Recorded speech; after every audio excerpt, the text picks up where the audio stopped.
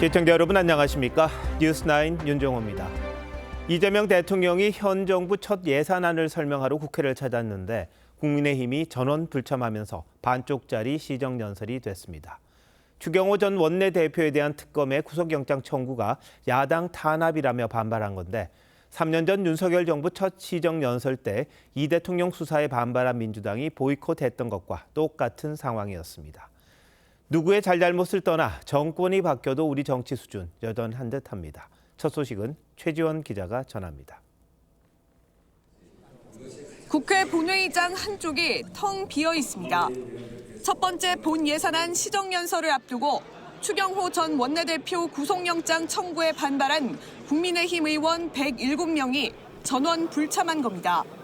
새로운 정부가 시작되고 첫 시정연설을 하는데 이 자리에 국민의힘 의원들이 참석하지 않은 점에 대해서는 참으로 유감스럽습니다.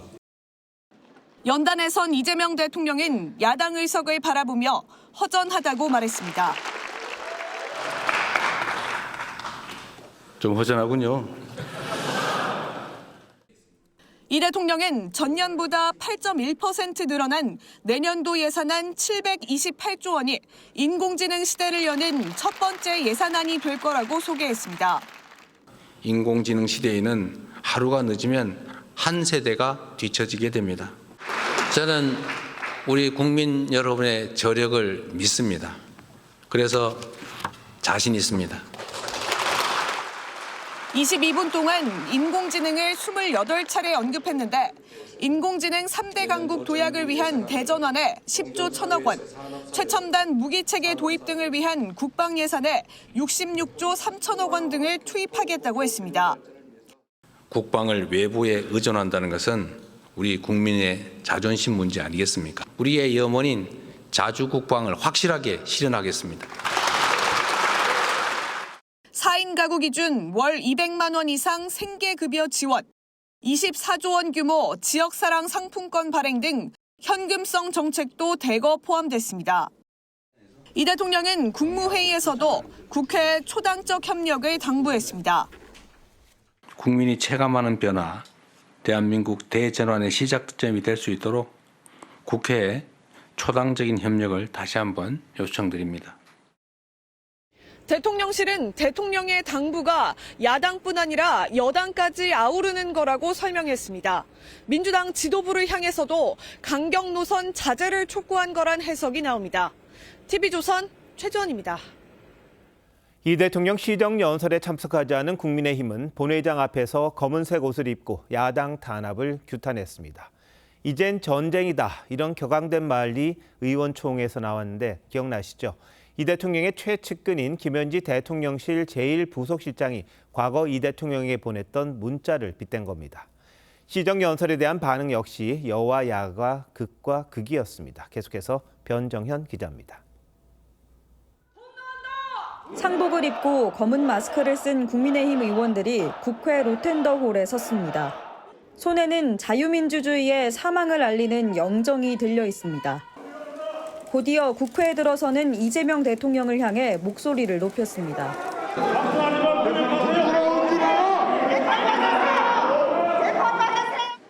이 대통령은 고개를 숙여 인사한 뒤 의장실로 향했습니다.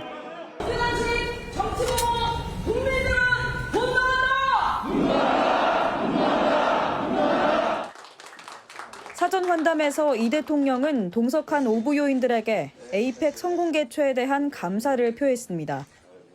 우리 대법원장님을 포함해서 헌법재판소, 또 선관위, 감사원, 이 국가기관 기관장 여러분들께서도 많이 관심 가져주시고 지원해 주셔서 좋은 성과를 낼 수 있었던 것 같습니다. 다만 국민의힘 장동혁 대표는 항의의 표시로 사전 사후 환담에 모두 불참했습니다. 같은 시각 국민의힘은 의원총회에서 추경호 전 원내대표에 대한 특검의 구속영장 청구를 야당 말살 시도라고 성토했습니다. 재판 한 번만 하면 이재명은 대통령이 아니라 그냥 이재명으로 돌아갈 것입니다. 이번이 마지막 시정연설이 되어야 합니다. 이제 전쟁이란 말도 수차례 나왔는데 과거 당대표 시절 검찰에 소환해 김현지 당시 보좌관이 이 대통령에게 보낸 전쟁입니다란 메시지를 인용한 겁니다. 이 대통령 연설에 대한 평가도 극명히 엇갈렸습니다. 민주당 정청래 대표는 A팩도 A급이고 시정연설도 A급이라고 극찬한 반면 국민의힘 송원석 원내대표는 국가 파탄을 불러올 빚더미 예산으로 미래 세대를 약탈한다고 비판했습니다. TV조선 변정현입니다. 국민의힘이 이처럼 반발하는 건 추경호 전 원내대표에 대한 구속영장 청구가 야당을 내란 정당으로 몰아가려는 여권 의도가 담겼다고 보기 때문입니다. 추 원내대표에게는 내란 중요 임무 종사 혐의가 적용이 됐는데 영장 내용을 살펴보면 좀 의아한 대목들이 일부 있습니다. 어떤 내용인지, 그게 내란과는 어떤 상관성이 있는 건지 이태희 기자가 취재했습니다. 내란 특검이 청구한 구속영장은 130여 쪽 분량으로 추경호 전 원내대표가 계엄을 미리 알고 일종의 역할을 했다는 주장과 관련된 내용이 담긴 것으로 전해졌습니다. 지난해 10월 2일과 계엄 선포 나흘 전인 지난해 11월 말 두 차례 저녁 식사 자리를 적시했고 첫 식사 땐 윤석열 전 대통령과 파이팅을 외쳤다는 내용까지 포함된 것으로 파악됐습니다. 추 전 원내대표가 계엄 선포 사유 가운데 하나인 민주당의 줄탄핵 등을 비판했다는 점도 영장에 담긴 것으로 알려졌습니다. 특검은 계엄 당일 추 전 원내대표가 야당 의원들을 이곳 예결위 회의장으로 부른 점도 문제 삼고 있습니다. 하지만 국민의힘은 본회의장과 불과 30m 떨어진 곳에 모인 게 어떻게 표결 방해가 되느냐고 반박하고 있습니다. 추 전 원내대표는 불체포 특권 뒤에 숨지 않겠다면서도 단순한 격려 만찬이나 원내대표로서 낸 메시지까지 비상계엄 동조 근거로 삼는 건 억지라고 비판했습니다. 민주당의 주문에 의한 그런 수사 결과를 만들고 꿰맞추기 작업을 한 거 아닌가. 추 전 원내대표를 제외한 국민의힘 의원 107명 전원은 표결 방해를 받은 적이 없다는 단체 성명을 발표했습니다. 한동훈 전 대표도 표결 불참 이유만으로 구속돼선 안 된다고 했고 윤 전 대통령과 구원이 있는 이준석 개혁신당 대표도 표결과 정치행위에 정치적 책임 이상의 형사적 책임을 지우는 순간 삼권 분립은 붕괴된다고 지적했습니다. TV조선 이태희입니다. 민주당이 추진하던 이른바 재판중지법에 대통령실이 제동을 걸면서 당정 간 엇박자 논란이 다시 일고 있습니다. 그런데 이번에도 정청래 대표는 사실상 침묵하고 있습니다. 지지층은 물론이고 당 내부에서도 자기 정치를 한다는 불만이 나오는 상황인데 오늘 이재명 대통령과 만났죠. 무슨 얘기를 했을까요? 전정원 기자가 보도합니다. 이재명 대통령이 국회의장실에 들어오자 민주당 정청래 대표가 가장 먼저 반깁니다.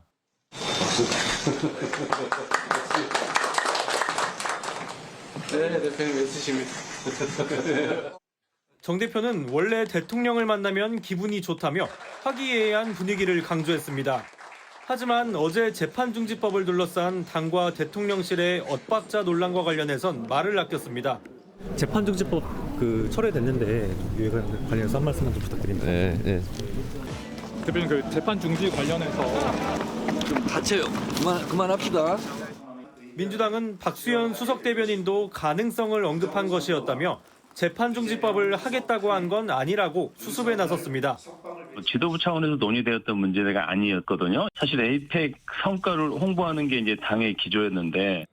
하지만 당내에선 정청래 대표가 지도부 내 논의도 없이 급발진했다는 지적이 나왔습니다. 이 대통령 팬카페에서도 지도부가 이 대통령 발목을 잡는다, 가만히 있는 게 정부의 도움이라는 등의 비판이 이어졌습니다. 다만 정 대표 측은 대통령실과 당대표 각각 맡아야 할 역할이 있다는 입장입니다. TV조선 전정원입니다.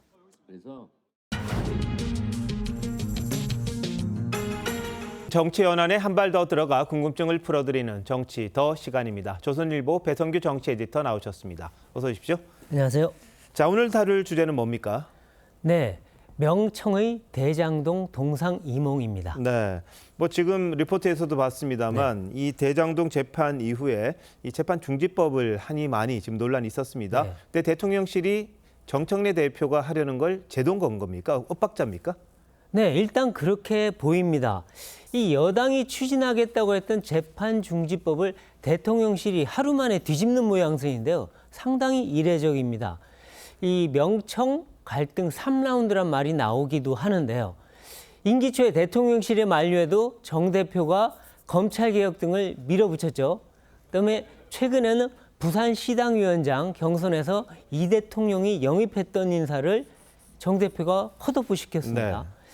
이번에는 재판중지법도 대통령실과 협의 없이 추진하는 바람에 지금 당청 갈등이 표면화됐는데요.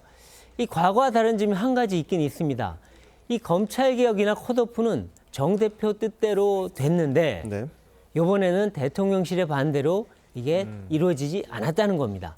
네, 그런데 정 대표가 지금까지도 뭐 자기 정치한다 이런 비판 리포트에서도 있었습니다만 이번에도 그런 겁니까?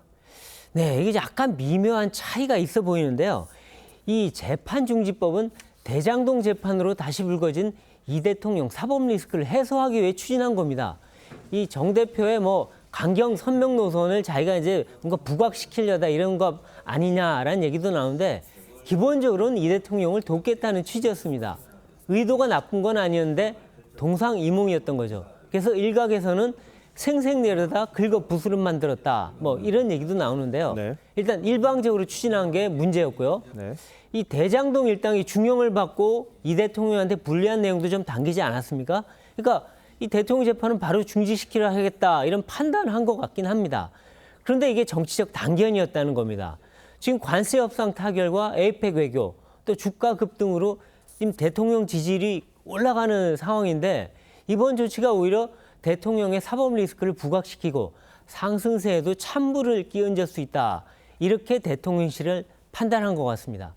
이 친명과 괴딸들은 정 대표를 향해서 또 국정에 부담 안기느냐. 제발 좀 가만히 있어라 이런 비판도 하고 있습니다. 네, 그런데 대통령실과 친명 핵심부도 이 재판 문제에 대해서는 좀 찜찜하게 생각하는 게 있는 것 같습니다. 네. 그럼 어떻게 하려는 겁니까? 네, 일단 재판중지법은 현재는 아니다 이렇게 판단하고 있는데요. 왜냐하면 공연히 야당한테 공격거리를 주고 또 여론만 자극할 수 있다. 이러니까 하책이다 이렇게 생각하는 겁니다. 그런데 이 여권 핵심부가 생각하는 거는 재판 중지가 아니라 이 대통령 사건에 대한 공소 취소나 면소라고 얘기가 나오고 있습니다. 그러니까 어차피 재임 중에는 재판이 재개될 가능성이 어차피 별로 없다. 그러니까 중요한 건 퇴임 후에 사법 리스크를 없애는 건데 그 근본적 해법이 이거라는 겁니다. 그래서 김병기 원내대표나 정성호 법무장관이 공소 철회, 면소 이런 얘기를 하는 것도 이 때문이라는 겁니다. 네. 근데 지금 여권에서 일부 보면 이 대통령이 무죄다 이런 주장도 많이 하고 있고 또 사법부를 견제하는 이런 주장도 많이 나오고 있습니다. 이게 같은 차원입니까? 네, 그렇게 보입니다. 이 민주당은 재판 중지에는 선을 그으면서도 지금 대법관 증언이나 재판 소원제, 법원 행정처 폐지는 계속 추진하고 있습니다. 재판 재개를 막고 무죄를 이끌어내기 위한 법원 압박용 아니냐 이렇게 야당은 주장합니다. 국감에서도 조희대 대법원장에 대한 여권의 파상 공세가 있었지 않았습니까? 이 정부 강요까지 지금 나서서 대통령 감싸기를 하고 있는데요. 이 대통령 변호인 출신인 조원철 법제처장이 첫날에는 이 대통령은 전부 무죄다 했는데 또 이틀째 나서서 대장동 일당을 본 적도 없고 뇌물을 받은 적도 없다. 황당하다 이렇게 얘기했습니다. 뭐 마치 호위무사를 보는 것 같은데요. 이 대장동 재판이 대통령에게 악영향을 미치고 또 재판 재개로 이어지는 거 아니냐 이런 여권 내부의 불안감이 반영됐다는 해석이 나옵니다. 네, 뭐 재판 결과 대통령 무죄가 입증됐다 이런 주장도 일부에서는 하고 있습니다. 여권 내에서는 뭐 보기에 따라 좀 달라 보이긴 합니다만. 근데 앞으로 계속 이 명청 관계 꼬인다고 보십니까? 아니면 좀 어떻게 될 거라고 전망하십니까? 네, 일단 아까도 리포트에서 보셨듯이 이 대통령하고 정 대표 오늘 국회에서 반갑게 만나서 인사하고 악수했죠. 그리고 정 대표 뭐 대통령의 시정연설과 에이펙은 모두 A급이다. 뭐 이렇게 칭송까지 했습니다. 그러니까 이 예산과 법안 처리를 위해서는 이 정기국회에서 당정이 협력으로 갈 거다. 이거는 뭐 명확해 보입니다. 하지만 다가오는 지방선거에서는 다릅니다. 이 공천 문제를 놓고 아마 친명과 친청 간의 갈등이 커질 거란 전망이 많고요. 특히 그다음 지방선거 후에 당권을 놓고 명청 간의 진검승부가 벌어질 거라 이런 소문이 파다합니다. 친명 진영에선 정 대표 재선만은 막겠다는 기류가 강하다고 합니다. 아마 이 대통령과 정 대표 간에 모종의 빅딜이 이루어질지 이것이 주목되는 지점입니다. 예, 선거에서는 정말 아루 위에도 없고 다 그런 거죠. 공천이 최고니까 말이죠. 네, 베이디터 잘 들었습니다.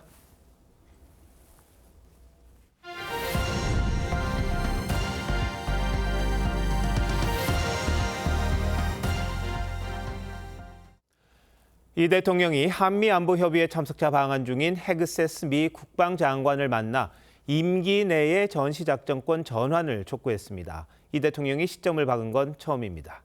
미 국방장관은 우리의 원자력 추진 잠수함 도입을 지지한다면서도 공동 생산이라는 표현을 써 입장차가 있는 게 아니냐는 해석이 나옵니다. 이태영 기자의 보도입니다. 헤그세스 미 국방장관의 예방을 받은 이재명 대통령이 임기 내 전시작전 통제권 조기 회복이 한미 동맹 발전에 중요한 계기가 될 것이라고 말했습니다. 전환이 아닌 회복이라는 표현을 썼습니다. 한반도 방어를 한국이 주도하게 되면 인태 지역에서 미국의 방위 부담도 경감될 것이라고 했습니다. 이 대통령이 전작권 회복 시기를 임기 내로 언급한 건 처음입니다. 지난 7월 안규백 국방장관이 임기 내 전환을 언급하자 대통령실은 개인 의견이라며 선을 그은 바 있습니다. 시한을 정하는 것은 전혀 대통령실 내에서 지금 있는 시간이나 숫자는 아니라고. 이 대통령은 트럼프 대통령의 원자력 추진 잠수함 건조 지원 결정에 사의를 표하기도 했습니다. 헤그세스 장관은 조선협력 강화를 통해 선박을 공동 생산하는 방안에 대한 기대를 표명했다고 대통령실은 전했습니다. 앞서 헤그세스 장관은 안규백 국방장관과 한미 안보협의 회의 직후 기자회견에서도 한국의 원자력 잠수함 도입을 적극 지원하겠다고 했습니다. We're going to work closely with the Department of State and the Department of Energy to fulfill President Trump's commitment in a deliberate manner. 다만 미국의 승인이 우리가 원하는 해결료 공급을 의미하는지 트럼프 대통령이 언급했던 미국 필리조선소 건조를 의미하는 건지 묻는 기자 질문엔 답하지 않았습니다. TV조선 이태형입니다. 경주 에이펙 정상회의를 계기로 미국은 북한과의 회동을 희망했지만 북한이 호응하지 않았었죠. 그런데 국정원은 김정은이 미북 회동을 대비했던 정황이 있었다고 국회에 보고했습니다. 최선희 외무상이 당시 러시아를 방문했었는데 갈까 말까 고심했었다는 걸 근거로 들었습니다. 내년 3월 이후에는 미북 회담이 열릴 가능성도 있다고 전망하기도 했습니다. 이채연 기자가 보도합니다. 지난달 26일 북한 최선희 외무상이 러시아와 벨라루스 방문으로 자리를 비우면서 에이펙 계기 미북 회담 전망은 낮아졌습니다. 국가정보원은 오늘 정보위 국정감사에서 당시 북한이 최 외무상의 출국을 막판까지 고심했던 게 포착됐다고 했습니다. 이를 바탕으로 김정은이 대화 의지를 갖고 있다면서 조건이 갖춰지면 접촉에 나설 것으로 판단한다고 했습니다. 미북 회담 가능성도 높게 봤는데 내년 3월이 분기점이 될 걸로 전망했습니다. 북한이 미국에 대한 발언 수위를 낮추고 있다는 점도 이 같은 판단의 배경으로 설명했습니다. 국정원은 러시아 우크라이나 전쟁에 추가로 공병 1000여 명이 파병돼 지뢰 제거에 투입됐고 추가 파병에 대비한 훈련과 차출 동향이 지속적으로 감지되고 있다고 밝혔습니다. 이처럼 러시아와의 밀착 관계를 이어나가는 가운데 외국 공관의 한국 단체 접촉을 금지하는 등 남북 관계에 대해선 철저히 개선 여지를 차단하고 있다고 국정원은 설명했습니다. TV조선 이채연입니다. 김일성부터 3대에 걸쳐 북한 외교를 맡아왔던 김영남 전 상임위원장이 사망했습니다. 평창 동계올림픽 당시엔 김여정과 함께 북한 선수단을 이끌고 한국을 찾기도 했었죠. 우리 정부는 통일부가 나서 조의문을 발표했고 여권에선 조문단을 보내 남북 대화의 물꼬를 터보자는 제안이 속출했는데 북한은 과연 어떤 생각일까요? 황경민 기자가 보도합니다. 지난 2018년 평창올림픽 당시 문재인 전 대통령과 나란히 앉아 북한 삼지연 관현악단의 공연을 관람하던 김영남 전 최고인민회의 상임위원장이 눈물을 흘립니다. 북한 조선중앙통신은 김 전 위원장이 암으로 생을 마쳤다고 보도했습니다.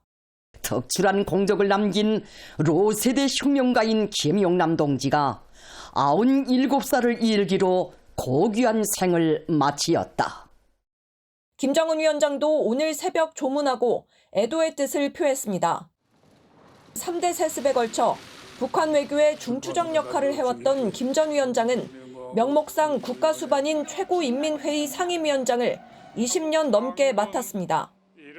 11년 만에 남북 선수단이 공동 입장한 평창 동계올림픽 때 김여정 부부장과 함께 북한 선수단을 이끌고 한국을 찾기도 했습니다. 반갑습니다. 현재 힘드시지 않았습니까? 그렇습니다. 정부는 정동영 통일부 장관 명의로 조의문을 발표했습니다. 두 차례에 걸쳐 평양에서 김영남 전 위원장을 만나 한반도 평화와 남북관계 발전을 위해 의미 있는 대화를 나누었던 기억이 납니다. 여권에선 박지원 의원이 조문 사절 자격으로 평양을 방문하겠다고 자청했고 윤건영 의원 역시 조문단 파견을 제안했습니다. 남북 간 대화의 계기로 활용해보자는 의미로 해석됩니다. 다만 통일부는 조문단 파견이 성사될 가능성은 현 단계에선 높지 않다는 입장입니다. TV조선 황정민입니다. 경주에서 타결된 한미 관세 협상을 놓고 또다시 양측의 말이 미묘하게 엇갈리면서 이번 주 발표할 걸로 예상되는 공동 팩트시트가 관심입니다. 그런데 오늘 김정관 산업부 장관의 휴대전화 문자 메시지가 일부 공개됐는데 막판 치열한 줄다리기가 벌어지고 있음을 짐작해야 합니다. 임유진 기자의 보도입니다. 경제관계장관 회의에서 포착된 김정관 산업통상부 장관의 문자 메시지입니다. 관세 인하 시기와 관련해 우리가 제안한 8월 7일 대신이란 문구가 적혀 있습니다.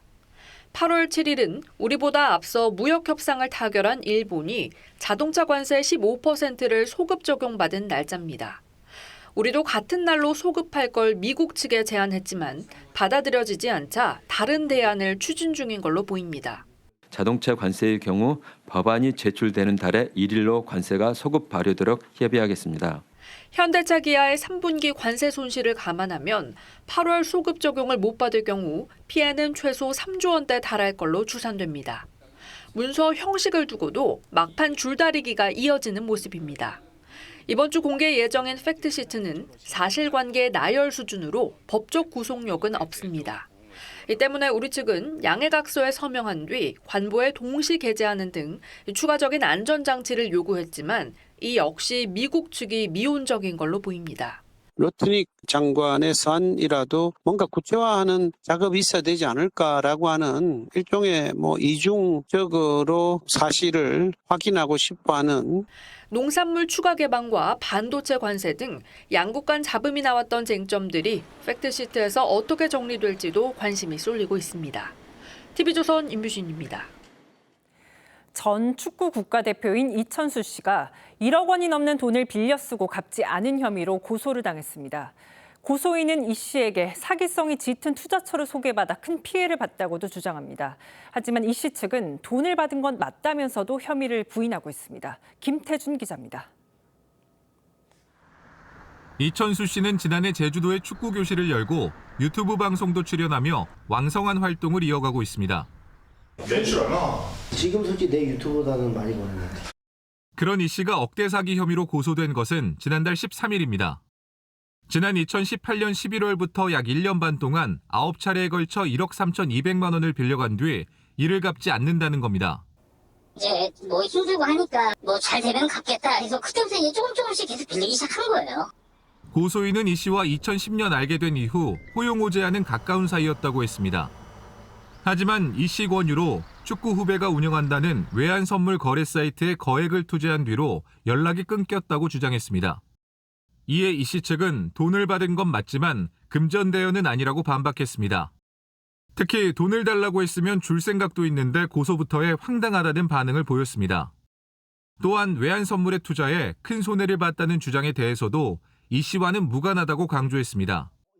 그러면서 이 씨 측은 경찰 조사에 성실히 임해 충분히 소명할 것이라고 했습니다. TV조선 김태준입니다.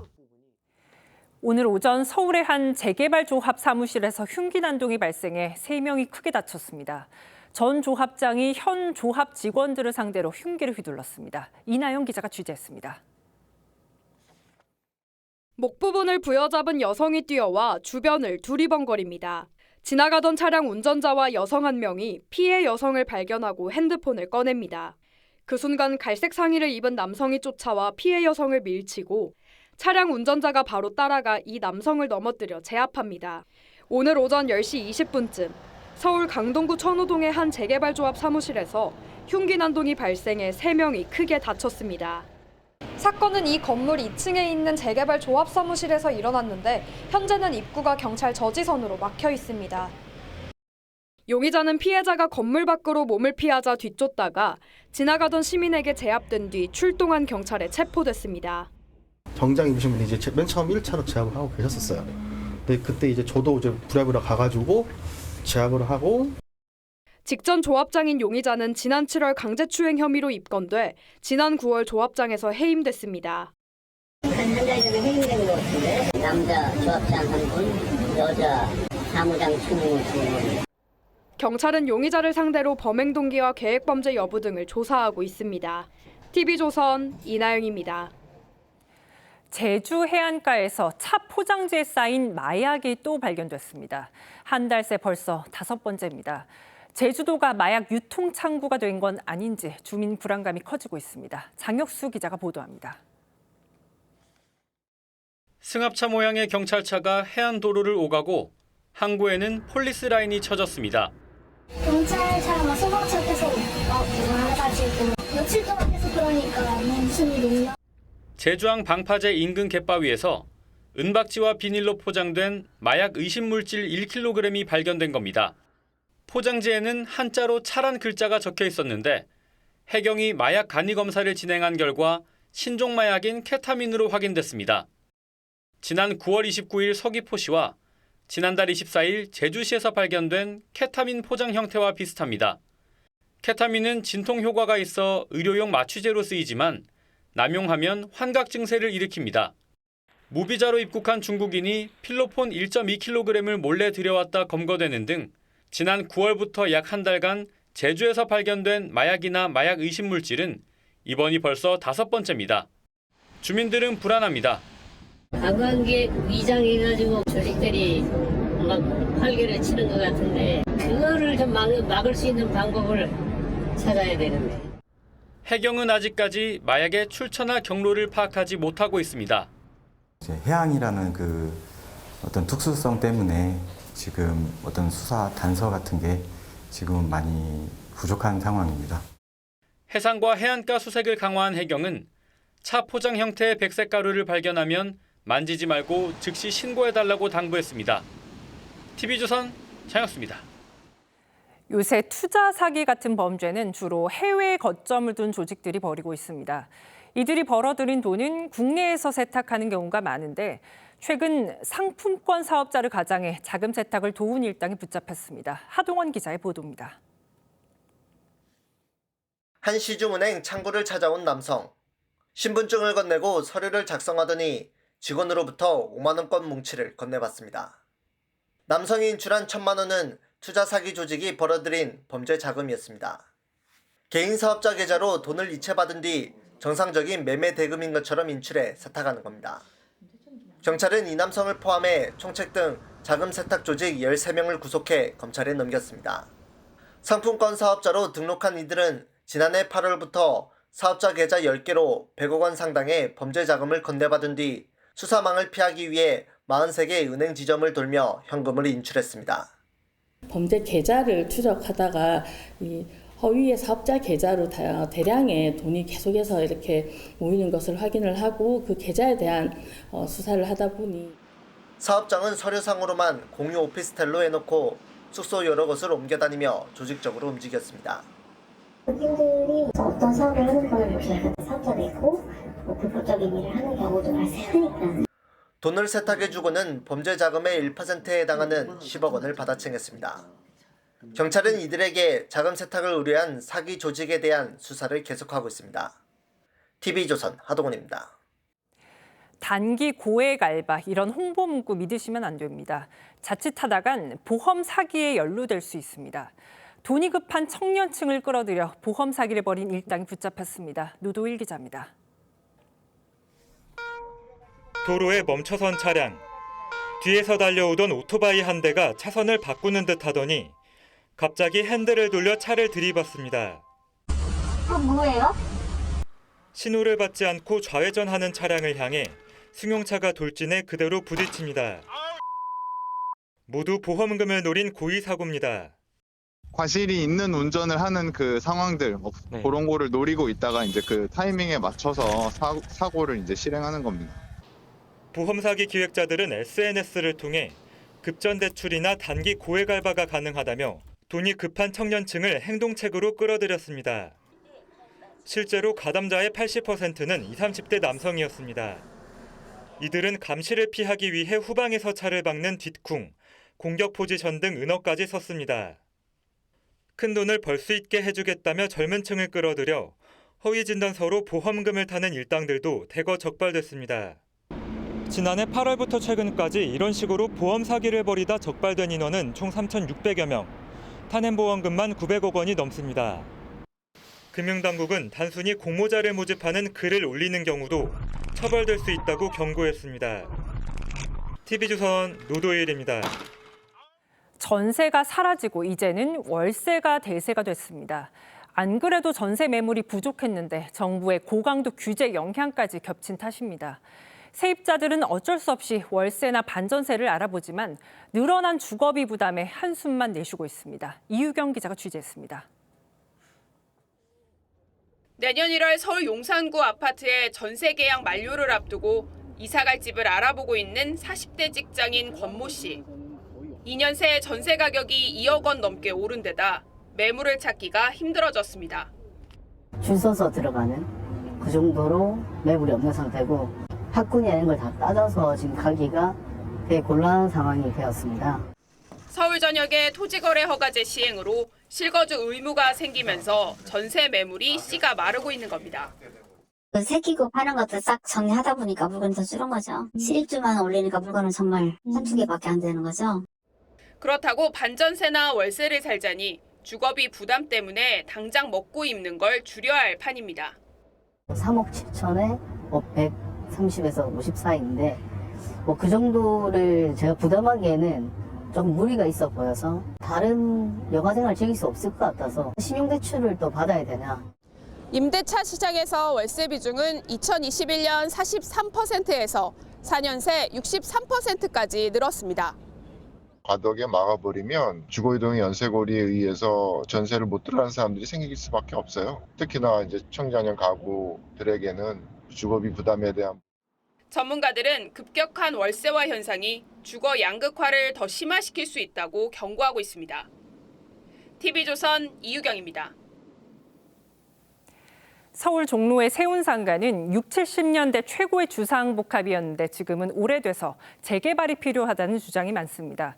서울시는 이곳을 고층 빌딩으로 재개발하고 싶어 하는데 인근의 문화재 종묘 때문에 국가유산청과 갈등을 빚고 있습니다. 뭐가 문제고 해결책은 있는지 신유만 기자와 따져보겠습니다.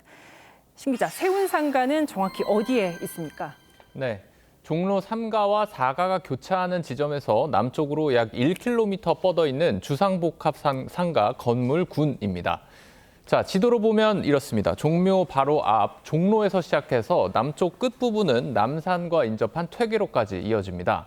서울시는 여기에 고층 빌딩과 공원이 결합된 도심 랜드마크를 조성하겠다는 계획인데요. 이를 위해 일단 종묘와 가장 가까운 위치부터 최대 145m까지 건물을 올릴 수 있도록 고도 제한을 완화했습니다. 참고로 종강역 종로타워 빌딩이 133m, 세종대로에 있는 서울 파이낸스 센터가 124m 높이입니다. 그렇군요. 그동안 왜 재개발 얘기가 계속 나왔던 건가요? 네, 세운상가는 1968년에 완공돼서 지어진 지 올해로 58년째입니다. 한번 리모델링 했지만 본질적인 노후화 문제를 해결하지는 못했습니다.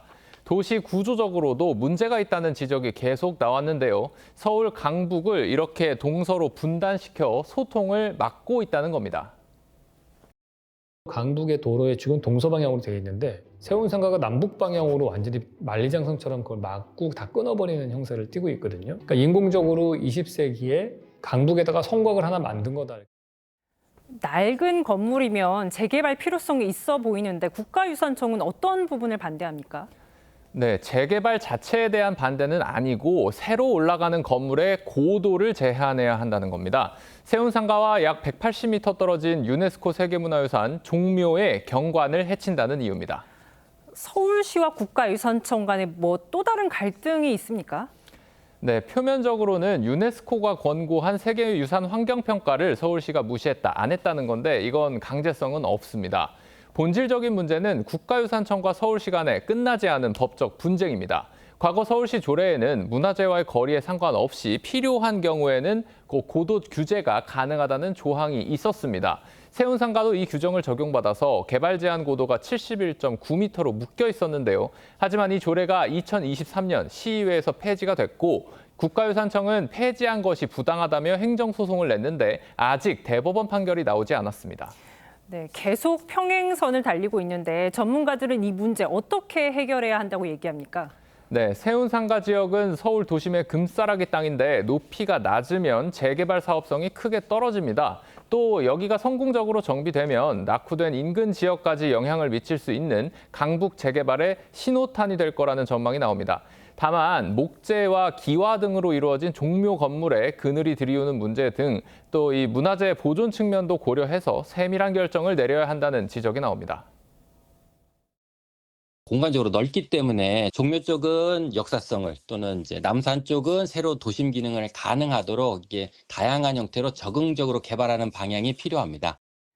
네, 도시의 미래와 또 문화유산의 보존 두 가치 사이에서 현명한 절충점이 필요해 보입니다. 신 기자 잘 들었습니다.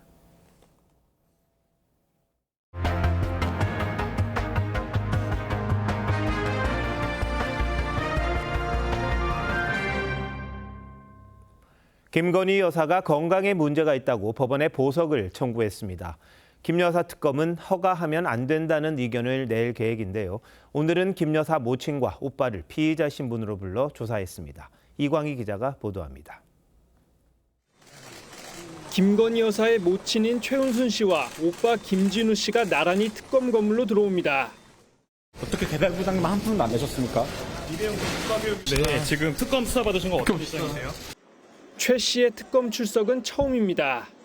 특검은 두 사람이 양평 공흥지구 개발 사업에서 800억 원 상당의 매출을 올리고도 양평군에 허위 자료를 제출해 개발 부담금을 한 푼도 내지 않은 걸로 보고 있습니다. 지난 8월 도이치모터스 주가 조작 혐의 등으로 구속된 김 여사는 건강상 이유로 법원에 보석을 청구했습니다.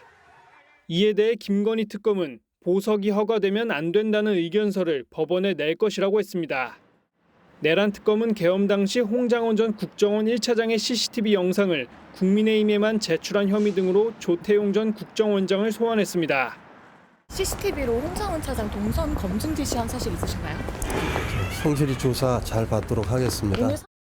해병 특검은 수사외압 의혹과 관련해 윤석열 전 대통령에게 오는 8일 출석하라고 통보했습니다. TV조선 이광입니다. 이화영 전 경기부지사는 쌍방울 대북 송금 사건 등으로 대법원에서 유죄가 확정돼 복역하고 있습니다. 그런데도 검찰 회유가 있었다는 주장을 계속하고 있는데요. 이재명 대통령과 함께 기소된 제3자 뇌물 혐의 첫 재판에서도 같은 주장을 하며 검찰 내부 감찰 결과를 보고 재판 여부를 판단해달라고 했습니다. 재판부는 어떤 판단을 내렸을까요? 김준석 기자가 보도합니다. 지난달 국정감사에 출석한 이화영 전 경기부지사는 검찰의 술파티 진술 회유 주장을 반복했습니다. 1313호 영상 녹화실에서 술을 마셨습니다. 쌍방울 직원이었던 이라는 사람이 술을 페트병 같은 거 해서 이 전 부지사는 오늘 쌍방울 대북 송금 관련 제3자 뇌물 사건 첫 재판에 출석해서도 관련 의혹을 꺼내들었습니다. 종전 재판에서의 법정 진술은 수원지검 술자리 이후에 이뤄졌기 때문에 증거 능력이 없다며 수원지검에 대한 서울고검의 감찰 조사 결과를 보고 재판 진행 여부를 판단해야 한다고 주장했습니다. 재판부는 감찰 결과가 언제 나올지 알 수 없고 그때 판단할 문제라며 재판 절차를 예정대로 진행하겠다고 밝혔습니다. 함께 재판을 받는 김성태 전 쌍방울 회장은 술파티 의혹을 강력 부인했습니다. 술 반이 없었다는 입장 계속 그대로. 예, 없어요. 그럼 진술에서 증거 능력이 없다고 주장을 하고 있는데. 그럼 뭐 앞으로 재판을 쭉 해야 되니까 재판에 밝혀지겠죠. 공범격인 두 피고인의 주장이 극명히 엇갈리고 있는 가운데 지난 7월 법원은 국정 운영에 집중해야 한다며 함께 기소된 이재명 대통령에 대한 재판 절차는 중단했습니다. TV조선 김준석입니다. 미 연방정부가 문을 닫은 지 한 달이 넘었습니다. 약 15시간 뒤면 역대 최장 기록을 새로 쓰는데 그동안 피해는 눈덩이처럼 커졌습니다. 저소득층 식비 지원이 끊기고 미 교통장관은 하늘길을 모두 닫을 수 있다고까지 했습니다. 하지만 셧다운 사태가 언제 해결될지는 미지수입니다. 장동욱 기자입니다. 공항에 대기줄이 길게 늘어섰습니다. We would have had to wait around 5 to 6 hours to get into the actual airport itself. 미국 연방정부 셧다운이 35일째에 접어들며 역대 최장기간 경신을 앞두고 있습니다. 공공서비스 곳곳이 멈추면서 지난 주말에만 지연되거나 취소된 항공 편수는 하루 5,000편 안팎에 달했습니다. 필수 인력인 관제사는 무급으로 일해야 하지만 병가를 내거나 결근하면서 인력이 부족해진 결과입니다. 미 교통부 장관은 이대로라면 미 영공을 전면 폐쇄해야 할 수 있다고 우려했습니다. We don't want crashes. We want people to go safely. And so we will slow and stop traffic if we don't think we can manage it in a way that keeps people safe as they go from point A to point B. 저소득층 4,200만 명은 식품 보조금 지원이 끊기는 초유의 사태에까지 내몰렸습니다. 미국 인구의 8분의 1이 해당됩니다. Food is a basic human right. Whether, however you align yourself politically, people still need to eat. 법원은 예비자금 사용을 명령했지만 트럼프 정부는 기존의 절반 수준으로 보조금 지급을 재개한다는 방침입니다. And they vote to keep it close. All they have to do is vote to open the country. CNN은 트럼프 대통령의 지지율이 37%로 재집권 이후 최저치까지 떨어졌다고 전했습니다. 경제 불만이 컸는데 이런 와중에도 트럼프 대통령은 호화로운 헬로윈 파티까지 열어 논란을 키우고 있습니다. TV조선 장동우입니다. 찬바람이 부는 연말이 되면 거리 곳곳에서 자선 냄비를 볼 수 있습니다. 이웃을 돕기 위해 적은 돈이라도 보태고 싶지만 현금이 없어서 지나친 분들도 계시죠. 이제는 자선 냄비에 스마트폰을 갖다 대기만 해도 기부를 할 수 있습니다. 임서인 기자입니다. 익숙한 빨간색 자선 냄비에 근거리 무선 통신을 뜻하는 NFC가 쓰여져 있습니다. 스마트폰을 대자 화면에 기부를 안내하는 창이 뜹니다. 10,000원 기부 올려볼게요. 저는 신용카드로. 구세군은 5년 전 QR코드 기부를 도입한 데 이어 올해는 NFC를 이용한 모바일 기부를 선보였습니다. NFC가 부착된 액세서리도 등장했습니다. 평소에 들고 다니며 이렇게 언제 어디서든 손쉽게 기부도 할 수 있습니다. 다양한 모금 방법들을 젊은이들이 참여할 수 있는 그런 모금 방법도 개발하고 있고요. 국내 현금 결제 비율이 2013년 41% 선에서 지난해 15%대로 내려앉으면서 현금 없는 사회에 발맞춰 기부 문화도 달라지고 있습니다. 호주머니 손을 넣으시면 현금을 얼마나 많이 갖고 계십니까? 대부분 가지고 있는 것이 스마트폰입니다. 그럼 이 스마트폰을 어떻게 적용해서 모금으로 활용을 할까? 실제 거리의 현금 모금액은 21억 4,500여만 원으로 전년보다 1.4% 줄었지만 QR코드를 통한 스마트 모금액은 같은 기간 700여만 원에서 1,860여만 원으로 2.6배 늘었습니다. 최첨단으로 진화하는 기부 방식이 우리 사회에 얼마나 더 많은 온정의 손길을 낳을지 기대가 모아집니다. TV조선 임서인입니다. 조용필과 양희은, 혜은이, 이선희 이 가수들은 모두 자신의 최고 히트곡을 한 사람한테서 받았습니다. 한국 대중음악의 거장, 작곡가 김희갑이 그 주인공입니다. 박소영 기자가 소개합니다. 독백하듯 읍조리는 실험적인 스타일로 한국 대중음악사에 한 획을 그은 조용필의 킬리만자로의 표범. 깜짝 놀랐죠. 저도. 어떻게 이런 발상을 하셨을까. 획기적이었었죠. 당당하고 주체적인 여성의 등장을 알리며 1980년대 유행가의 양상을 바꾼 혜은이의 열정. 내가 열정 안 불렀으면 어떻게 할 뻔했지? 히트곡 제조기 김희갑은 1936년 평양에서 태어나 한국전쟁 중 월남했습니다. 미 8군쇼에서 기타를 연주하며 음악 활동을 시작한 이래 60년간 무려 3,000여 곡을 작곡하며 한국 대중음악의 역사를 썼습니다. 조용필의 또 다른 히트곡인 그 겨울의 찻집과 양희은의 하얀 목련, 김국환의 타타타, 임주리의 립스틱 짙게 바르고 등이 모두 그의 손에서 태어났습니다. 김희갑과 함께 숱한 히트곡을 만든 작사가이자 부인 양인자는 지금도 그의 영감의 원천이 궁금합니다. 내가 참 위대한 분하고 살았구나 하는 생각을 새삼스럽게 했어요. 엄청난 사람이었구나. 김희갑의 삶을 다큐멘터리로 만든 양희 감독은 노령의 뇌경색 후유증으로 기억이 희미해져가는 그를 위해 영화화를 결심했다고 밝혔습니다. 이렇게 위대한 작곡가가 있는데 아무도 기록을 안 하는 거예요. 연세는 자꾸 들고. 두 부부는 자신들의 곡이 새 생명을 얻을 수 있도록 젊은 창작자들이 마음껏 가져다 썼으면 한다는 바람도 전했습니다. TV조선 박소영입니다. 체코와 일본을 상대로 WBC 모의고사를 치르는 야구 대표팀이 서울 고척돔에서 완전체 훈련을 진행했습니다. 가을 야구에서 부진한 모습을 보였던 투수 김서현은 명예회복을 노리고 있습니다. 이다솜 기자입니다. 배트를 들고 직접 내야 수비 훈련에 나선 류지연 감독의 기합 소리가 고척돔에 울려 퍼집니다. 한국 시리즈를 치렀던 LG와 한화 선수들까지 합류하며 34명 완전체가 처음으로 손발을 맞췄습니다. 투수 김서현도 씩씩한 모습으로 다시 공을 잡았습니다. 한화가 19년 만에 한국 시리즈에 진출하는 데 큰 힘을 보탠 김서현이지만 정규 시즌 최종전부터 한국 시리즈까지 이어진 부진은 2004년생 어린 선수에게는 감당하기 어려운 시간이었습니다. 류지연 감독은 김서현을 향한 배려로 아끼는 마음을 드러냈습니다. 언급을 안 해주는 게 어떻게 보면 더 도움이 될 수도 있거든요. 그래서 시간을 주면서 본인 스스로 편안함을 느낄 정도의. 선수단은 어제 저녁 한자리에 모여 평가전 승리를 다짐한 가운데 주장으로 선임된 박혜민은 한국 시리즈 우승의 기운을 대표팀에 불어넣겠다는 각오입니다. 나이가 좀 가장 많기 때문에 선임해 주신 게 아닌가라고 생각을 하고 있는데 어쨌든 그런 좋은 기운과 함께 어린 선수들을 잘 하나로 모아가지고 우리 선수들은 이번 주말 체코와 2차례 평가전을 치른 뒤 일본으로 출국해 한일전을 준비합니다. TV조선 이다솜입니다.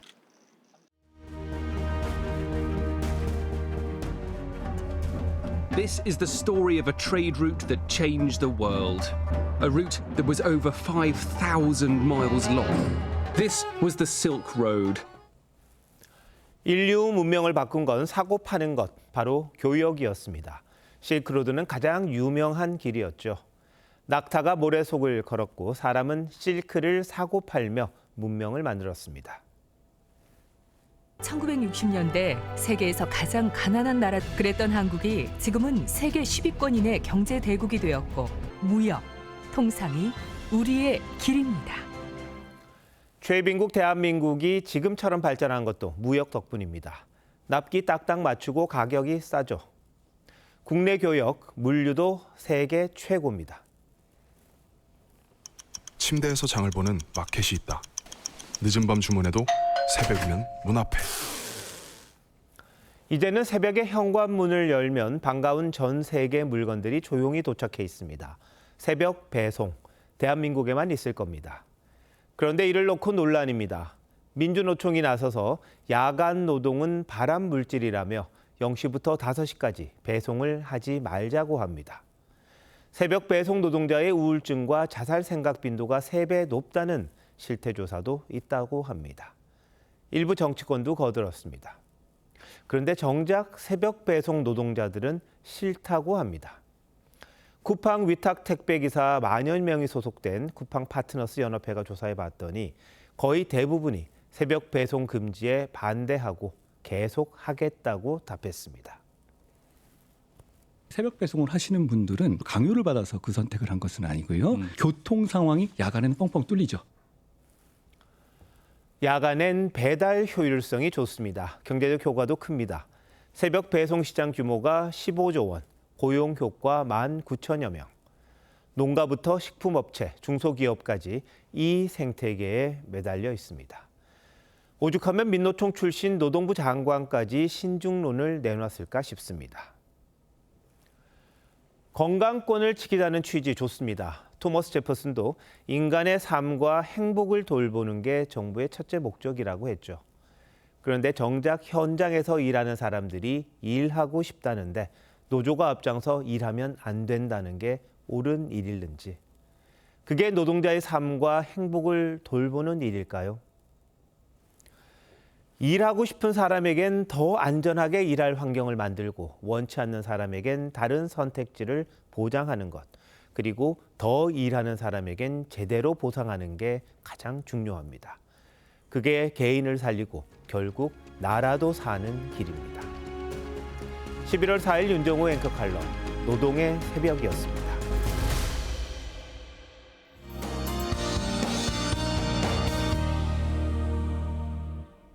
때일은 한파가 누그러졌습니다. 서울 덕수궁은 단풍잎들이 울긋불긋 물들고 있습니다. 당분간 낮 동안에는 큰 추위 없이 포근하겠는데요. 내일 한낮 기온 서울 18도, 남부지방은 20도 안팎까지 오르겠습니다. 이렇게 낮 기온이 쑥 오르면서 아침과의 일교차가 크게 벌어집니다. 입고 벗기 쉬운 겉옷으로 체온 조절 잘해주셔야겠습니다. 내일은 출근길 안개에 주의하셔야겠습니다. 내륙을 중심으로 가시거리 200m 미만까지 좁혀지겠습니다. 내일 전국 하늘 대체로 맑겠고 제주도는 구름 많겠습니다. 내일 아침 기온 서울 6도, 창원 10도로 출발하고요. 한낮에는 서울 18도, 부산은 22도까지 오르겠습니다. 금요일에는 강원 영동에, 주말에는 남부지방과 제주도에 비 소식 들어 있습니다. 날씨였습니다. 11월 4일 화요일 뉴스9 마칩니다. 시청해 주셔서 고맙습니다.